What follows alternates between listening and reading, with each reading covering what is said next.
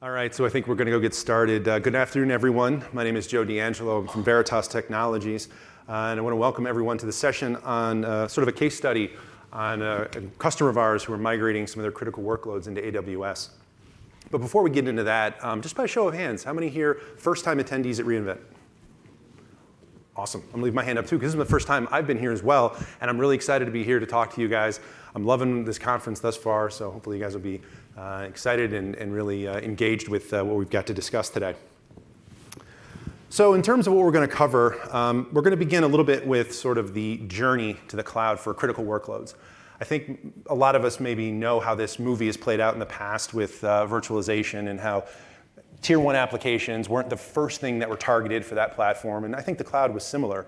But that said, the economics of it and the scale really are driving a lot of the adoption for those critical applications. But there's some things that you have to still take into account, and we're going to talk a little bit about some of the headwinds and some of the motivators for driving that adoption. We're going to do a little bit of a profile of the customer that came to us, the challenges that they were facing, and how we were able to help them achieve that type of scale and resiliency for this application. It just happens to be Oracle. I'm going to do a little bit of overview of the project, exactly how it was engaged, the process we went through, and how we worked with them on really driving home what their challenges were and understanding at a very low level. And then we're going to move into the technology that really addresses those challenges. It's a technology that we call InfoScale at Veritas, which some of you may have understand as being our Veritas Volume Manager, Veritas File System, Veritas Cluster Server. It's that suite of technologies. And then from there, we'll go into some of those use cases, and then any Q&A that we may have. So with that, we'll jump right in. So I want to begin by asking you this question. What problem is the cloud solving for you? Is it a small problem? Is it a medium-sized problem? Is it a really big problem? The cloud doesn't have a standard definition. Everyone looks at it a little bit differently. So what's really important is to understand, what are you going to be focusing on? Is the cloud just a simple storage target for you? Are you looking at it for a supplemental platform? Are you looking at it for a disaster recovery target? Are you going to do lift and shift and move all of your workloads into the cloud? Or is it some sort of supplemental bursting for different time periods? All of these use cases, all these considerations are perfectly valid, but also have a material impact on the technologies you choose and how you're able to take advantage of them. And really going through that, understanding that question first and defining or answering what that cloud, that problem the cloud is solving for you, is going to help you as you consider those Tier 1 applications. So with all of the fervor around that, with all of the driving technologies, with all of the advantages that the cloud has to present, why isn't it that there are more applications? Why isn't it 100% adopted, right? And the truth be told is that there are a number of headwinds. There are a number of challenges to taking those critical workloads and moving them from, say, sort of an infrastructure as a service standpoint, not least of which is portability, right? There's a lot of platforms out there, a lot of customers I've had conversations with over the years that say, I would love to be able to move these applications into the public cloud, but especially AWS, but I don't know how to get them there. I feel like that first step is the hardest one. There's a number of operational challenges, right? Now that you're adopting a whole new platform, how does that sort of management paradigm change, right? How do I then do something as simple as a backup or something as simple as provisioning new resources? And then keeping in mind that there's still going to be a fair amount of on-premises technology that I have to contend with as well. There's a number of legacy needs. There's those applications that just may never fit in the cloud, but you still have to maintain and manage those. Service agreements, just because you are adopting the public cloud doesn't necessarily disavow you, or you don't have to disavow those SLAs that you maintain, right? And in some cases, when you sort of relinquish that infrastructure control, you have to be much more focused on that workload or that application that's going to be running there. So you have to sort of shift your energies and shift your emphasis. Compliance, orchestration, egress, right? Being able to move that data to and from, right? Being able to do that, a degree of portability. These are all the challenges that I've had conversations with for a long time, especially this particular customer, that was what gave them sort of the apprehension about moving to the cloud. So let's talk a little bit about the profile of this customer. So this is a very large global financial services entity. They're based in Canada, nearly about $25 billion worth of revenue, and they're a longtime customer of ours. Right? So they've been using our technology on-prem for their Unix estate for many years. And they standardized on Unix based on an RFQ that went out a number of years ago. And it was based on the experience that they had with that technology that they then moved into the Linux space, and then subsequently looked at adopting the cloud as a natural progression, but wanted to make sure that they had consistency, or they had parity with what they could achieve on-prem within the public cloud. Let me, real quick, show of hands, how many of you are in the process of moving a critical Tier 1 application into AWS? All right, a few. How many would like to, but are maybe have some concerns around the performance, scale, resiliency? Yes? OK, all right. These are all very, very common challenges that we face, common challenges that I hear about from not just this customer, from a number of customers. And in many cases, a lot of times the adoption of AWS, the adoption of the cloud, is driven by, in more often than not, a mandate from leadership, where you're basically told, you're going to be moving applications to the public cloud. Now figure out how to make it work. So in many cases, it's, I just want to scoop up what I do on-prem and make it work inside of the public cloud. And that's, again, it's a perfectly valid use case. But again, you have to be mindful of how that application is going to perform, how it's going to scale, how it's going to be resilient. So in terms of the problems that this particular customer faced and how we helped them solve them, it began with they wanted a standard HA and DR framework. There are a lot of technologies that address disaster recovery, and there's an innumerable number of technologies that address high availability, but they wanted something consistent. They wanted the ability to look at a single technology that could address that workload resiliency, both within the context of a cloud region as well as between regions. In this particular case, the workload, as I mentioned before, is an Oracle environment, and that's something that at Veritas we've really been keen on as a sort of our critical, I would say, this most prolific application that we support in terms of high availability and disaster recovery. They were looking for predictable scale, right? Understanding again that they wanted to be focused on the application, not just the infrastructure that was around it. There is a storage challenge that many customers have come to us and sort of inquired about, and that is when you think about a single availability zone, one of the challenges that you face is that storage is limited to within that AZ, meaning an EBS volume cannot span multiple availability zones. And when you're looking at performance and you're looking at those IO1 and those high performance ephemeral instant storage, all of those things that help drive the adoption of those critical workloads, how then do you ensure resiliency across availability zones? Not just within a region, but within the context of those within multiple availability zones. And that would be similar to what was happening on premises, right? Where you had a shared storage concept, right? Everybody understands that with the traditional SAN approach, right? You've got multiple nodes, can communicate to a single data source. In this case, that's problematic in the public cloud. Or in many cases, just sort of what we call sort of server SAN type approach, which also can be utilized on premises. And that's something with InfoScale, we're going to talk a little bit about how we solve that problem specifically. And then finally, again, it's extensible DR, right? Being able to move those workloads not just between availability zones, but also across regions, whether it be in the Canadian region or within the US.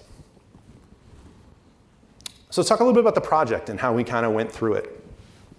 The first, really, it began with, as most projects do of this type, again with a POC, right? They wanted to test this out on-prem in Linux. They wanted to understand how the technology worked. They wanted to get familiar with it. They wanted to get comfortable with it. It was from there that then they moved it into the public cloud and leveraged the CloudFormation templates and AMIs that we have published in the Amazon Marketplace. So it gave them sort of a really easy way to introduce the technology into their environment, sort of whether it be from a management standpoint or just day-to-day operations, how that would be impacted. From there, we engaged with a sort of a matrixed group of representatives from the customer. We had storage, we had database teams, we had product management. This was their most critical application, and the visibility in this went all the way up to the top. So we had to make sure that we had the commensurate response from Veritas. And in doing so, we had daily conversations with this customer, from our engineers, our product management, our executive leadership. Everyone was involved, all hands on deck, because we wanted to make sure that they understood that we were as committed to their success as they are. Which is really how, that's really the only way you can be successful in these types of endeavors. So I would say it's a very cooperative dynamic. One of the things that we were able to learn from a lot of what we did with this particular customer was sort of how this application sort of performed, but also some of the nuance of the technology, especially in AWS. Understanding that it's the parity. It's not as simple as just taking what you did on premises and clicking a button and making it available in the cloud. There's uniqueness and variations there. And we learned a lot in the process. They did, and so did we. And that was helped to sort of benefit other customers of ours that have taken down the same path.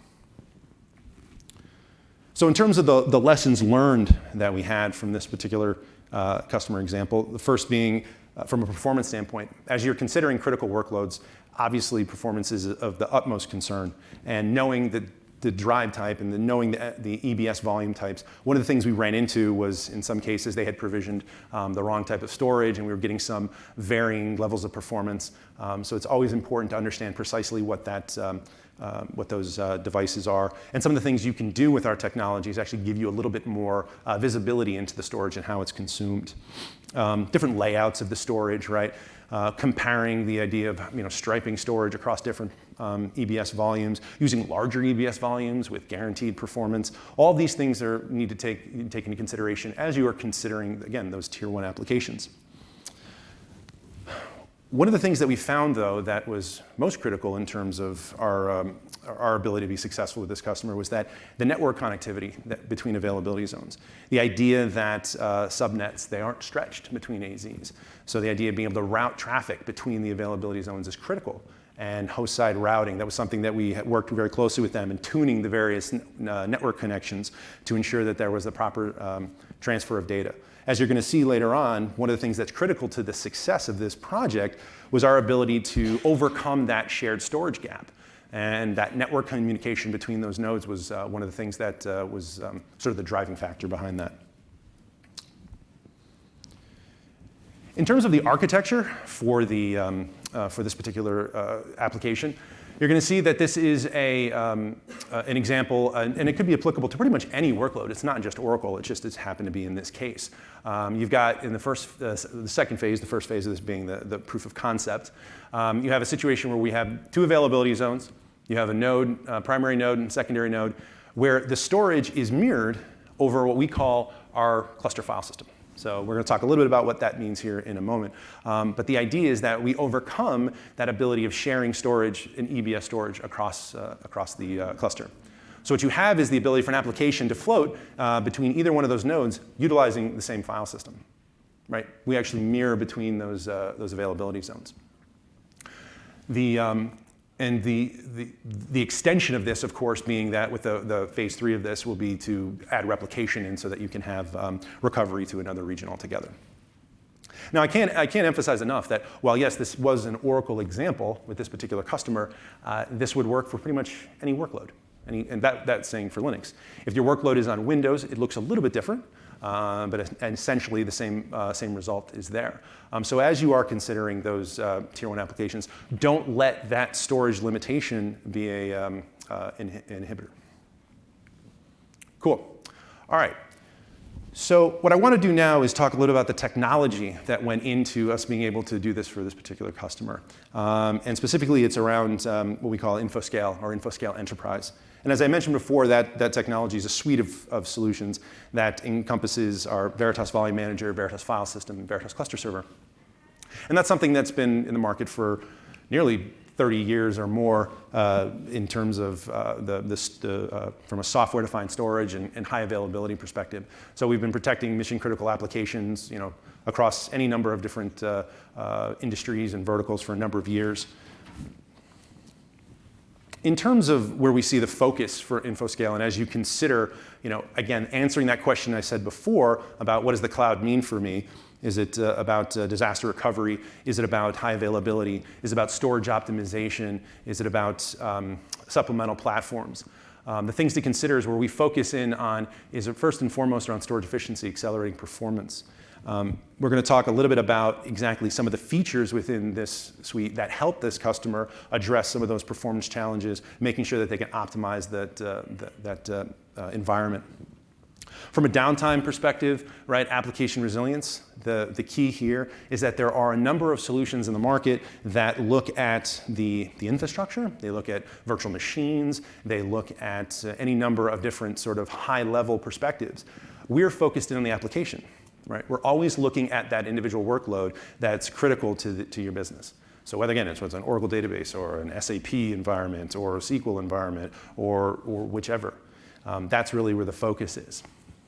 And then the last piece being around agility. As I mentioned before, so many of the customers I've spoken to over the years have sort of been struggling with this idea of adopting the cloud because they don't know how to get over that first step, right? I was like, I've got a Solaris environment, and I would love to be able to move that into the public cloud, but how do I do that? Do you guys think there's a way you can take a Solaris environment today and move it directly into AWS? How many, by a show of hands, how many people here think, and it's obviously a loaded question, think you can take an Oracle database running on a Solaris environment and replicate it directly into EC2, converting the database, all done automatically? Nobody. Well, okay. He doesn't count. He's a product manager. Well, spoiler alert, yes, there is. And we're going to show you exactly how you can do that with Veritas and with InfoScale. All right. So in terms of the technology at a glance, InfoScale, again, platform agnostic. So whether the workload is running on Linux, Windows, Unix, that's basically we've cut our teeth on all of the major players in that space.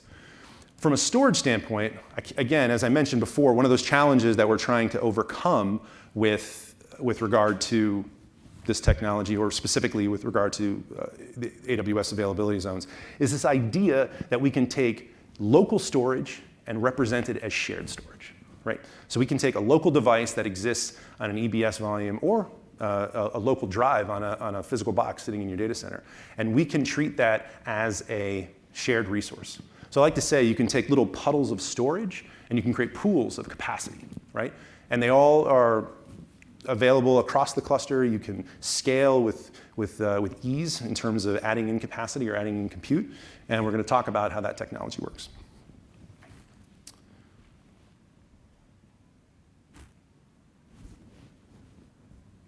Okay. From an availability standpoint, one of the really great things that we offer is a catalog of agents that automatically give you the ability to monitor and protect and provide resiliency for all of the most critical enterprise applications in the market. So you don't have to write custom scripts. You don't have to guess exactly what it is you're looking at. So whether it's an Oracle database, an SAP environment, a DB2 environment, a SQL environment, whatever it may be, we have agents that actually go out and monitor those and protect all those for you. And really cool thing about it is if you are interested to know more about this and how that piece works, we actually have a live functioning demo of this set up in our booth in the expo hall. And then lastly, as I mentioned before, this idea of disaster recovery being not just a consideration from, say, physical to physical, but really going from any combination of physical to virtual, virtual to virtual, virtual to cloud, region to region, giving yourself really the luxury to decide where you want your disaster recovery location to be. And you can consolidate, you can create different sort of levels of efficiency. So if you've got say a physical cluster on-prem today, and you wanted to be able to replicate that AWS, great. You can do that, and you can actually have a smaller footprint in AWS than you would on-prem, giving you the ability to really right-size your IT, right? So you don't have to have, everything doesn't have to be one for one. You can create, again, more custom, bespoke configurations.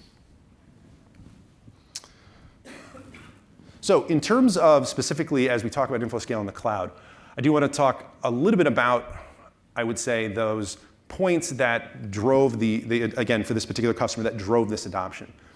And the first is going to be around storage reliability and performance.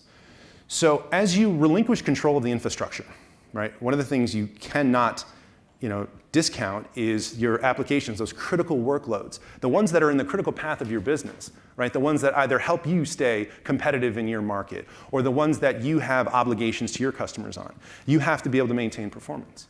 Now, there is an incredible amount of technology that goes into AWS in terms of scale and performance, but it's at a granularity that's one step above the application, right? We're looking at the individual app. We want to understand at that low level how well that application is performing and be able to address the storage capacity as well as performance maybe in two different conversations. Oh, no, go back.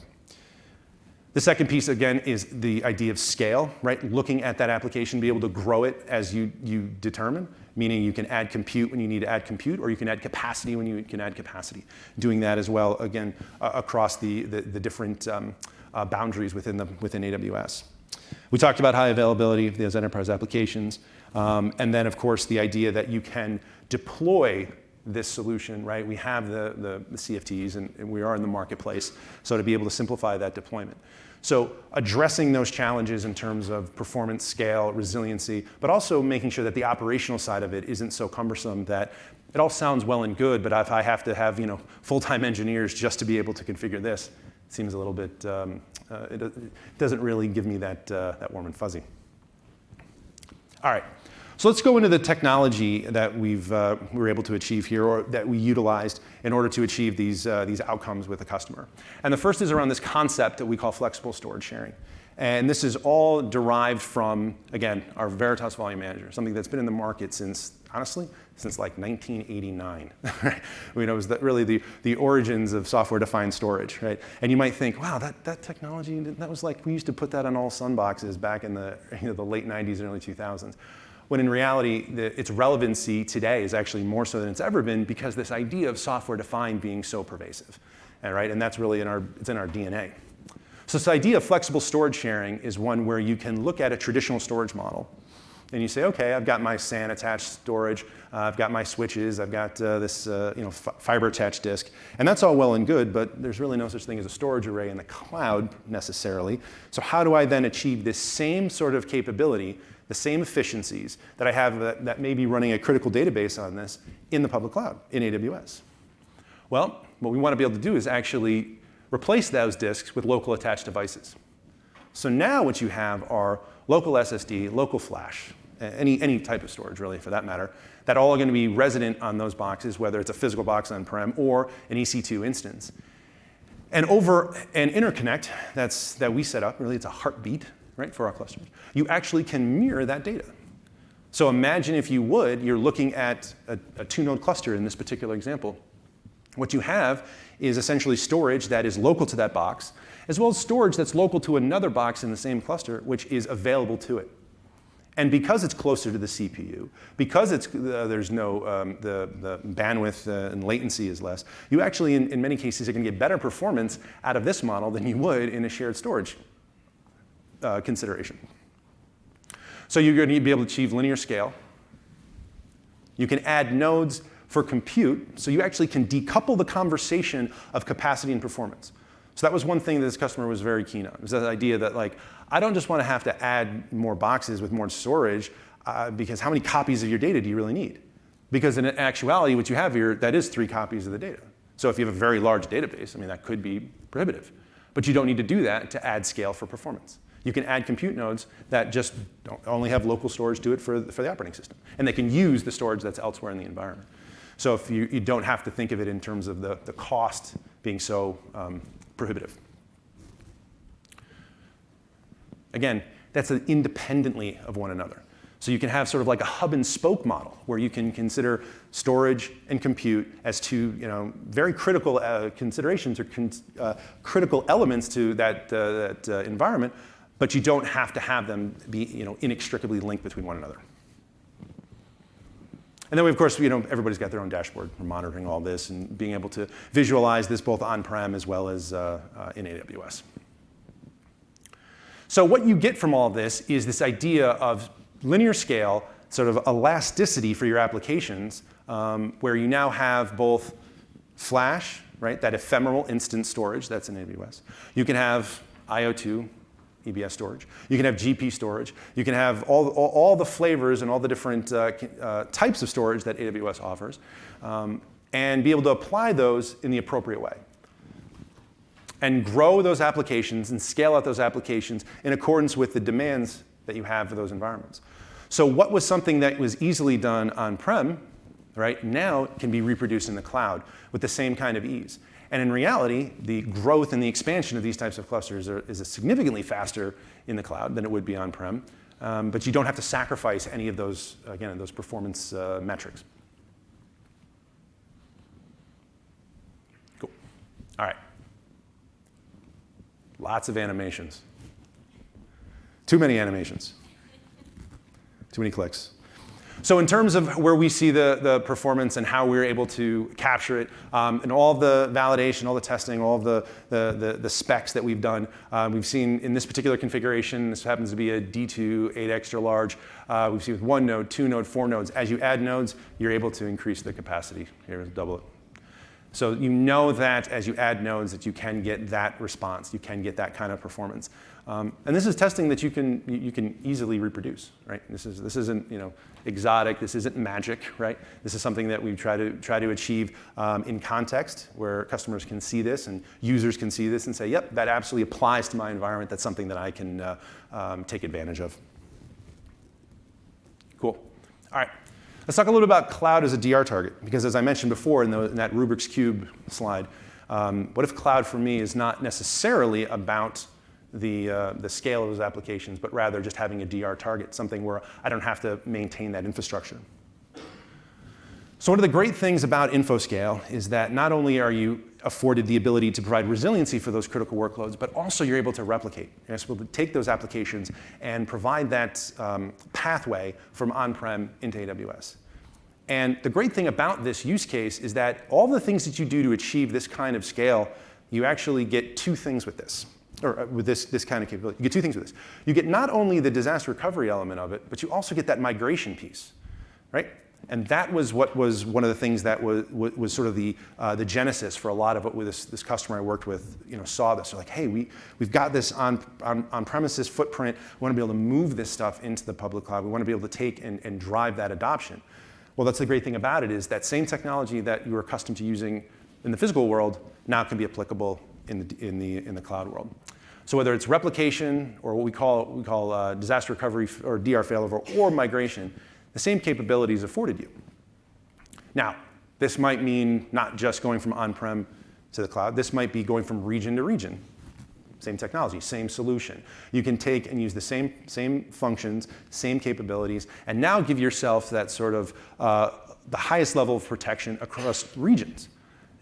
I might get in trouble for saying this, but there are outages in the cloud. And I don't think anybody is going to deny that.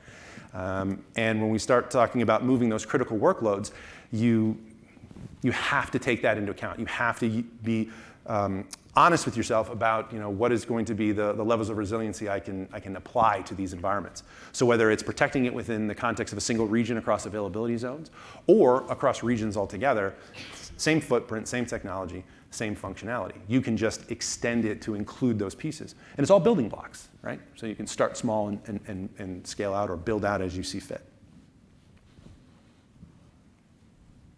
Cool. All right.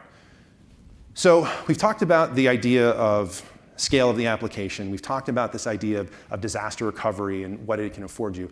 I want to talk a little bit now about specifically around performance of the application. Because again, one of the critical discussion points we had with this customer was this idea that if I move this application into the public cloud, if I'm relinquishing control of the infrastructure, I don't have visibility into it.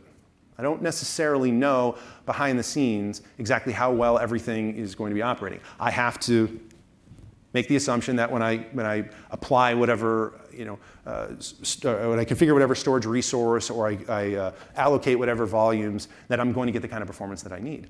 But at the same time, I want to be able to do it efficiently.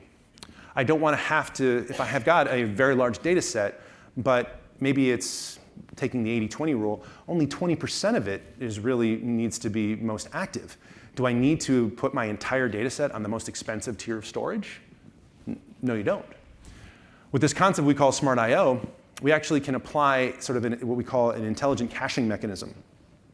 This notion that you can take those bits, and if it's something as structured as a relational database, you actually can, at the granularity of a table space, you can cache those into local flash or PCI or SSD that will give you that very granular performance and benefit And where this is applicable in the public cloud is that with any of the I/O optimized instances, what you're going to get is a chunk of NVMe storage.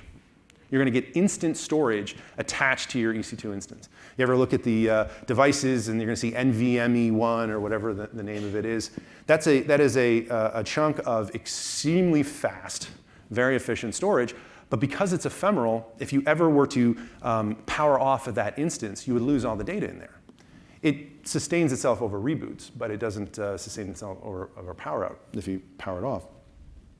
So it's a perfect target for this kind of use case, where now you can take those heavy read operations, you can actually pin these data sets directly into that instance storage and give yourself the most optimized response to those critical facets or those critical elements within that data set. It's not the entire data set. It's something that it's only a portion of it. And you have to ask yourself, okay, well, which portion? It's going to be the one that's most active, right? And we actually have tools that are going to give you the ability to analyze that data set, and from there, give you the best configuration for that. And it's a technology that we call Smart Assist,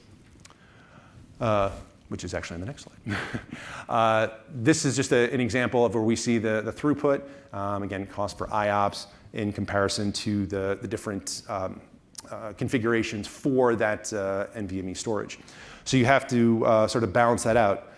Exactly, the size of that instance storage, what that workload is going to be, and then from there can gauge what that particular performance benefit would be. And as I said before, with the tool that we call Smart Assist, what you can now do is an analysis of your workload. So that's what we did with this customer. We went through and they had Smart Assist, and they ran it on-prem first because they wanted to understand really what was some of the results.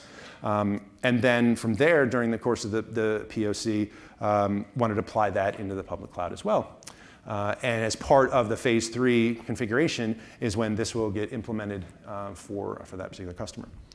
So it's a very powerful tool. It's not something where you have to do anything to recalibrate your application. The application doesn't even know that you're using it.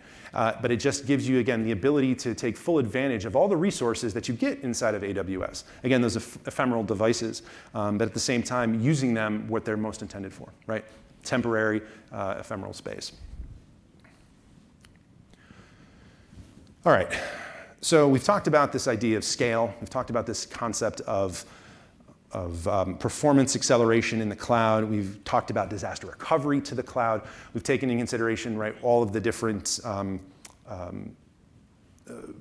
use cases, as we mentioned before. But one of the use cases that we talked about was this idea of what if the cloud was just a storage target, right? What if disaster recovery isn't the critical element? Or for that matter, what if just storage utilization in the cloud is of most concern for me? Well, one of the things that we've been able to achieve, again, with InfoScale, is this idea of being able to tier data both within the cloud, utilizing different storage tiers, as well as to the cloud from on-prem. So this customer looked at this and said, okay, so now I can take those remaining workloads that aren't going to move to the cloud, and I can actually tier off into S3 data based on a policy that I set, whether it's creation date, file type, modified time, whatever it may be, and it's completely transparent to the application. So if I've got something that it's more of an archival use case, I can go ahead and do that. I can sort of demote that storage. So this idea is that you can actually take a cloud bucket, an S3 bucket, and attach that to a POSIX compliant file system and transparently move that data between those different locations. And this works fantastically for, again, migrating bits into the public cloud transparently so that, the application doesn't have to be made aware of what's going on. But it also works extremely well for the opposite direction. If you've got something in the public cloud and you want to be able to move it from, say, a GP2 storage into IO1 type storage, or if it's an IO1 and I want to move it down to GP2 because it hasn't been accessed in the last 45 days, you can do that as well. So you can create much more efficient utilization of those resources. Again, right-sizing how you configure those instances, specifically tailored for that workload.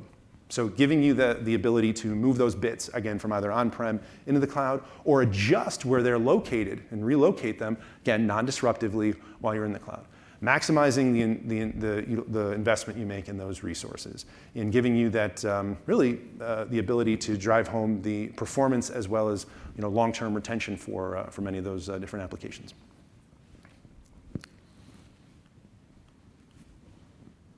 Cool. All right. So that's the sort of the underlying architecture, right? That's the technology that has really been feeding into this particular use case for this customer. But what's beyond that, however, is that one of the things that you can do on-prem today, again, with our technology, is, as I mentioned before, there's a number of agents that monitor and maintain the awareness of all the different services and resources that you're protecting. And this works both as a way to organize and orchestrate the recovery of those different applications, but also give you the sort of the lowest levels of visibility and awareness and confidence that you're going to be able to protect those applications. And again, as we're talking about those critical ones, those tier 1 applications, this stuff is almost table stakes for the most part. So what we've done is, again, as part of this effort with this particular customer, was enable a number of different agents that are specific to the cloud. So one of the things now, this idea that we talk about, this notion of global clustering, the idea that you can take a cluster that's sitting in the physical data center and you want to be able to replicate that and fail over your application into the cloud. There's a number of things that you have to take into account in terms of networking within AWS. For example, an IP address in AWS. If you log on to an instance running in EC2 and you just simply plumb up an interface and you add an IP to it, that's not enough. That's not going to give you connectivity to that instance. You have to be able to then apply that secondary private IP or elastic IP or overlay IP as part of that sequence, part of that process. And doing so, we realized that just managing that individual IP address is not enough. We have to be able to extend that even further. So we've introduced a new agent type that will actually take care of that process for you. The whole point being is that when you're accustomed to doing something in the physical world, and you want to adopt the cloud, we want to create as a clean a pathway to utilizing those resources and have the ramp up or the learning curve be as low as possible. So in order to achieve that, we've introduced this concept of an AWS IP agent. And what this customer is able to do is actually deploy this as a means to configure those IPs that switch when they fail over between availability zones. Think about it. You've got a subnet running on AZ1. You have an application running on AZ1. You want to fail that over to AZ2. That's an entirely different subnet. We have to be able to change and modify that. So we have to not only change the IP address, we have to also update any DNS changes as well. Now, this is something that in the physical world was very common, right? It's very typical. But in the cloud context, we have to take advantage of some of the different services that are afforded you. So in this particular case, adding in the different IP addresses, specifically on failover, involves not just being able to assign it at the host, but also communicate over an IAM role to the EC2 instance and actually update and change all those configurations. So we actually communicate directly with that console, giving you the ability to affect those updates. Now, as I said before, this is a particular configuration. This is just what the cluster UI would look like with this particular agent. But as I said before, it's not just the IP address, right? There's this idea that we also want, I didn't go back to it. We also want to be able to update the DNS. So we not only have an agent for the IP address, we also have a Route 53 agent as well. And this is also something that was important for this customer, being able to ensure that on that failover, that DNS entry gets updated accordingly. And that can work across VPCs, right? If you have VPC peering configured, you can have that private hosted DNS zone. You can update that accordingly and failover, all of which is automated and orchestrated through the same UI, same configuration that is protecting the application. Cool. So the use cases that we've talked about have been very specifically around failing over between availability zones and failing over between regions. But this customer also was interested in how is it then we can achieve recovery within a single availability zone. Now, an enterprise block storage volume cannot be mapped to more than one host at a time. So you cannot create shared storage with an EBS volume. So how is it then, do you create an application? I'm asking you, let's see if anybody has an answer to this. How is it that you can create an application that fails over within an availability zone if it's got to use that same EBS volume? How would you do it? Any takers? Even manually, how would you do it? Nobody? All right. Everybody just wants to hurry up and get to the happy hour at 4 o'clock, right? I do too. The idea is that in the same vein that we were able to create agents that look at the IP addresses, that look at the Route 53, we've created storage agents that specifically look at EBS volumes. So now what you can configure is an application within a single availability zone that looks at an EBS volume, and the failover sequence now takes into account the fact that I have to detach an EBS volume from a particular node and then attach it to another node as part of that failover sequence. So in HA 101, you're looking at an application. It's dependent on some mount points, dependent on some virtual IPs, dependent on some volumes, et cetera, et cetera.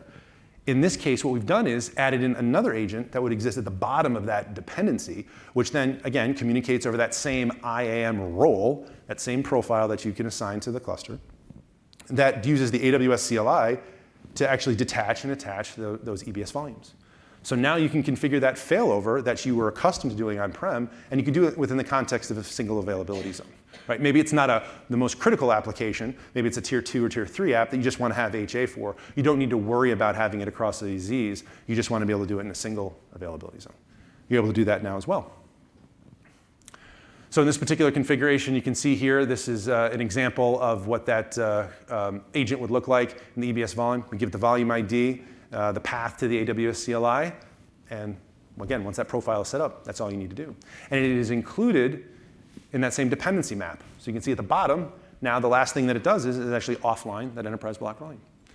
So again, as I said before, this customer is looking at a number of different scenarios, right? Being able to migrate bits into the public cloud, being able to take advantage of the technology once it's there, being able to overcome some of the storage challenges that are evident with EBS volumes and availability zones, but also create more, I would say, modest configurations as well for some of those tier 2 and tier 3 applications.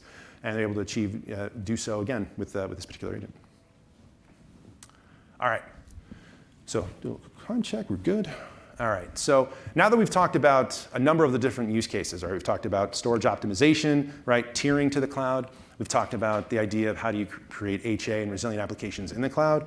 How do you optimize performance for those applications in the cloud? Let's talk about those migrations. And as I said before, it doesn't seem like anybody believed me when I said you can migrate an Oracle database from on-prem physical Solaris directly into EC2. This is not any sort of magical thing. This is absolutely a technology that has actually been embedded with our solution for the better part of 15 years. So since 2004 or 2005, I don't recall exactly, we've had the ability to take a file system and actually move it from one endian flavor to another endian flavor. Big endian, little endian. Right? So if you're running something on Solaris today using our file system, you can go ahead and just deport that and import that onto Linux. But where that comes into play now is that you can also replicate that data. It's not just taking that storage and decoupling it and moving it. You actually can replicate it to another target altogether. And what we have is this ability where you now have a physical cluster running, say, in your data center. You have the storage configured. Everything's been running just fine.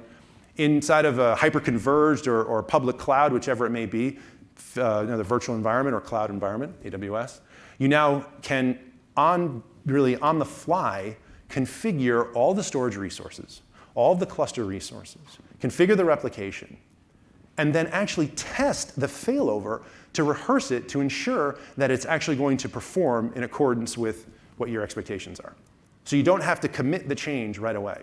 So you set this process up, you replicate the data directly into AWS, and when you are ready, you can click the button to commit the change.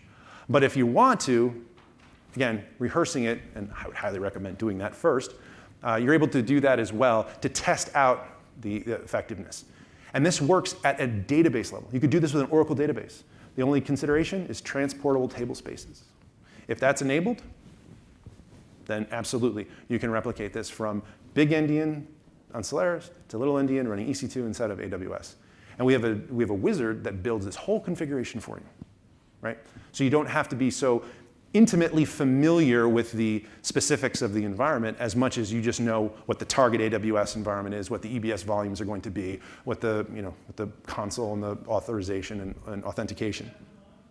And then ultimately, this gives you that last sort of hurdle that so many customers over the years I've spoken to about in terms of adopting that full complement of AWS services, right? Taking what was in my physical world at the application level, right? We're not talking about taking a Solaris environment and reproducing that Solaris environment in the cloud. We're talking about taking the application that's resident in that Solaris environment and moving that into the public cloud, right? Because then you can sort of jettison the Solaris environment altogether, or Unix environment, right? And there's still a healthy complement of Unix in the data center today.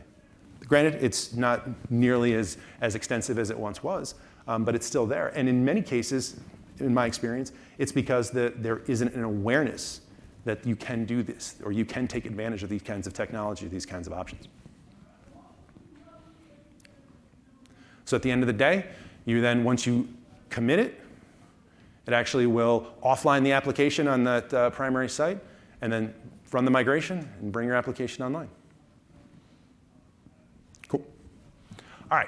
So let's talk a little bit about some best practices and some of the resources that are available to you if you are considering this, and if this is something that after listening to this you're like, maybe my situation isn't as dire as it once was, or the task isn't as daunting. So in terms of what the environment would look like, again, these are EC2 IaaS, infrastructure as a service approach, right? We're not talking about RDS, we're not talking about database services, but rather running your own instance of Linux, running your own instance of your database. The idea is that you can stripe across different tiers of storage. You can stripe across different devices to get aggregate throughput, to get aggregate performance. Whether it's deciding if you want one large EBS volume that you decide how many IOPS that particular get, or be able to stripe it across more individual, smaller EBS volumes can all play a significant role in how well your application performs. And there's no rule of thumb, there's no silver bullet. You're gonna have to try different approaches, which depending on the workload. You wanna, and I know this seems like sort of like a palm meet forehead statement, but you want to adequately size your environment. One of the things that we found initially with this deployment was that we were up against not just limitations in terms of the performance, but there is peaks in terms of throughput from a network standpoint that are associated with different classes of EC2 instances. And part of what we ended up having to do was rebuild some of the environment on more robust EC2 instances, and that solved a lot of the issues. They had thought they had sized it appropriately, but at the end of the day, it just didn't meet the demands that they want. So I can't emphasize enough, pad the environment, give yourself a lot of breathing room. From a heartbeat standpoint, one of the things that we support, if you do consider this, is that because there's no layer 2 inside of AWS, all of the heartbeat is over UDP, which gives us that ability to route that traffic between those different availability zones, right? So you have to spend really a lot of time focusing on what that is. And to be honest with you, I learned quite a bit. I always thought cider was something you drank. I had no idea that was a networking piece. I thought it was. But learning all about cider addressing and subnet masks and all of that, there was I thought I knew about networking, and I realized how little I knew. We have this concept of coordination point services. A lot of times what's critical for HA configurations is this idea of fencing, this idea of IO fencing. You guys probably have heard that term before. One of the things that's not afforded to you inside of the AWS is this idea of SCSI 3 storage, compliant storage. So while we can't provide that level of IO fencing, we can provide network-based arbitration. So if you have a split brain between availability zones, imagine sticking an arbitration point or coordination point in a third region, right? This particular customer wanted that arbitration point to be on-prem.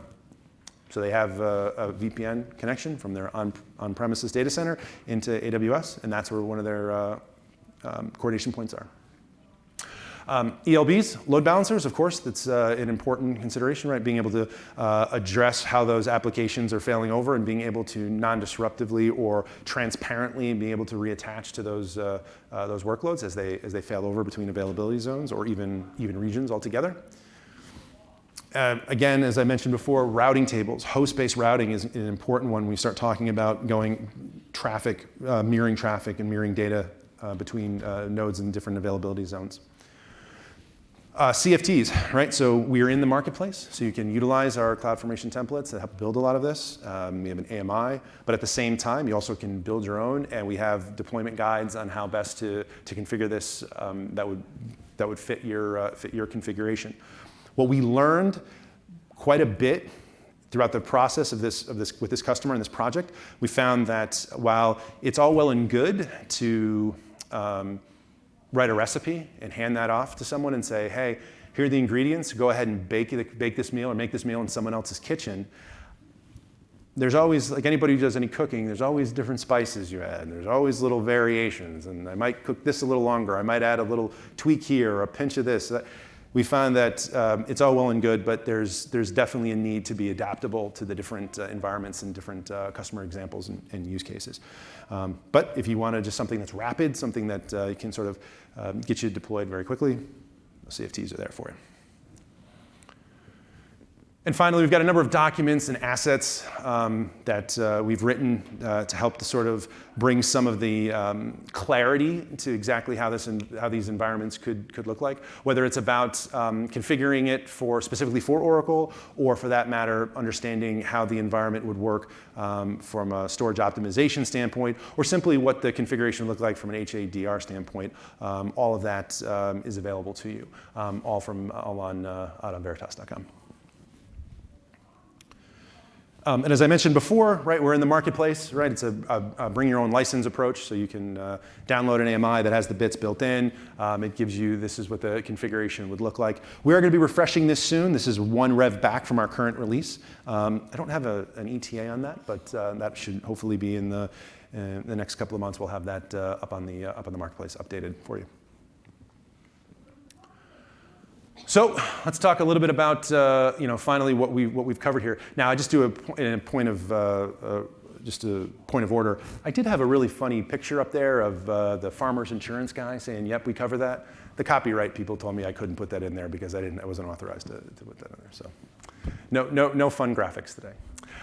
So high availability for tier 1 applications, right? That's really been the focus here, understanding that as you move those critical workloads, you do not have to sacrifice any of the resiliency you were grown accustomed to when you're on premises. Performance acceleration, right? Making sure that application level, the granularity of the app performs and scales in accordance with the demands, and you can adjust that accordingly.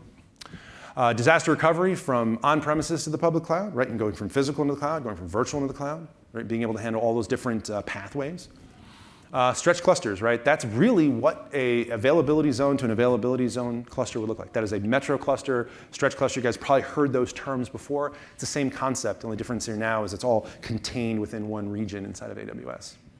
And of course, DR between cloud regions, right? Giving you the ability to egress your application from one region to another as long as that VPC peering is enabled. Tiering between on-premises and EBS storage and S3 buckets, right? Non-disruptively or transparently, I should say, being able to move bits of data from your on-premises data sets, on-premises volumes into AWS, if that is the use case for you for the cloud. Right? If that's the Rubik's Cube problem that you're trying to solve.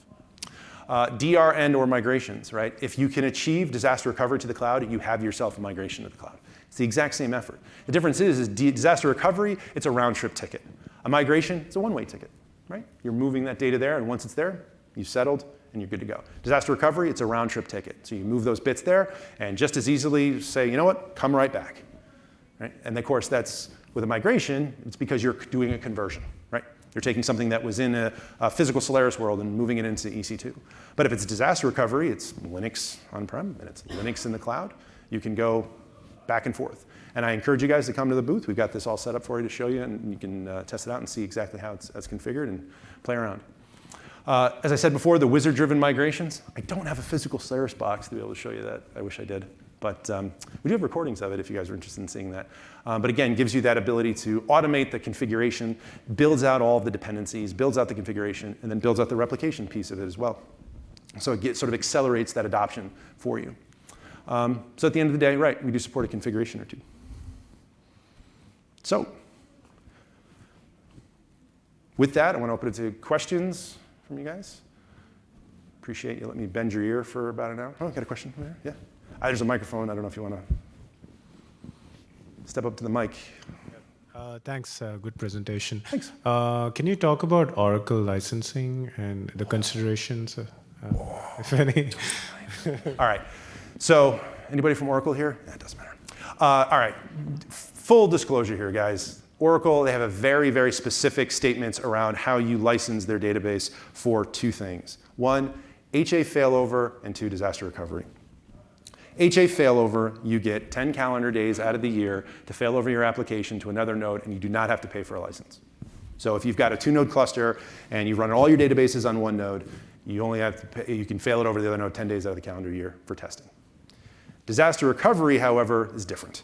Disaster recovery is you actually have to license the secondary site, and that's whether you're using our replication, whether you're using hardware-based replication, or even using Oracle Data Guard. You have to license the DR site.